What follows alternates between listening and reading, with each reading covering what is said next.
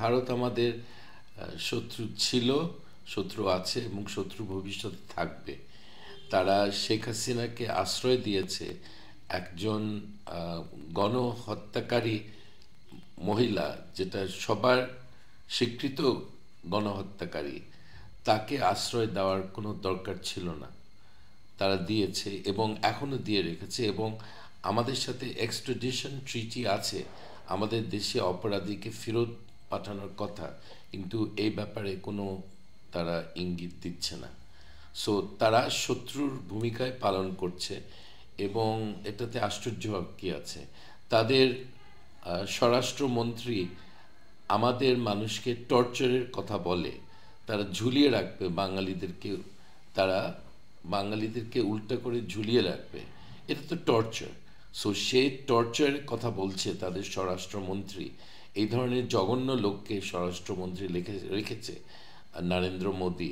এটা থেকে বোঝা যায় আমাদের প্রতি তাদের কি ধরনের হিংস্রতা, এবং আমরা তাদেরকে ঘৃণা করি।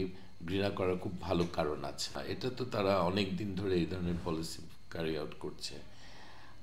এই ধরনের উস্কানিমূলক কাজ তারা করতে চেষ্টা করছে, যে বাংলাদেশে যেখানে সাম্প্রদায়িকতা অনেক কম ইন্ডিয়ার তুলনায়, ইন্ডিয়াতে ভারতে 47-এর পর প্রত্যেক বছরে 1 থেকে 1.5 হাজার এই ধর্মীয় গণ্ডগোল হয়েছে। 1 থেকে 1.5 হাজার প্রত্যেক বছরে।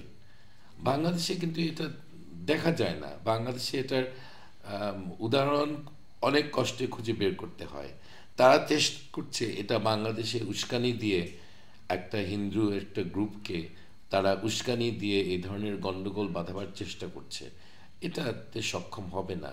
বাঙালিরা ওই ধরনের উগ্রপন্থী মানুষ না। সো ওরা সক্ষম হবে না, তারা চেষ্টা করবে। তারা পারলে আওয়ামী লীগকে আবার প্রতিষ্ঠিত করত।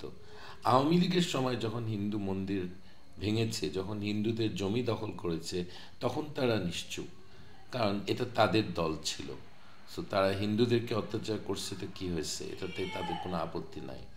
এখন তাদের হঠাৎ এগুলি খেয়াল হচ্ছে, কিন্তু এরকম কোনো ঘটনা আমরা শুনিনি যে বড় ধরনের কোনো ঘটনা বাংলাদেশে হয়েছে, এটা হয়নি। সো এগুলো সব বাজে কথা। ইন্ডিয়ান কিছু মিডিয়াতে এগুলো তারা বাড়িয়ে তারা চেষ্টা করছে একটি ইস্যু বানাতে, কিন্তু এটা হবে না। প্রফেসর ইউনূস সবার সাথে পরামর্শ করছেন, জিনিসটা তো ভালো। রাজনৈতিক দলের সাথে তো পরামর্শ করতে হবে, অন্য লোকের সাথে তো করে কোনো লাভ নাই। আর কারো কবজায় থাকার দরকার নাই, কিন্তু সবার সাথে পরামর্শ করাটা, বিশেষ করে জনপ্রিয় সব রাজনৈতিক দলগুলি আসছিল, এটা তো ভালো জিনিস। এটাতে আমরা সবাই সন্তুষ্ট।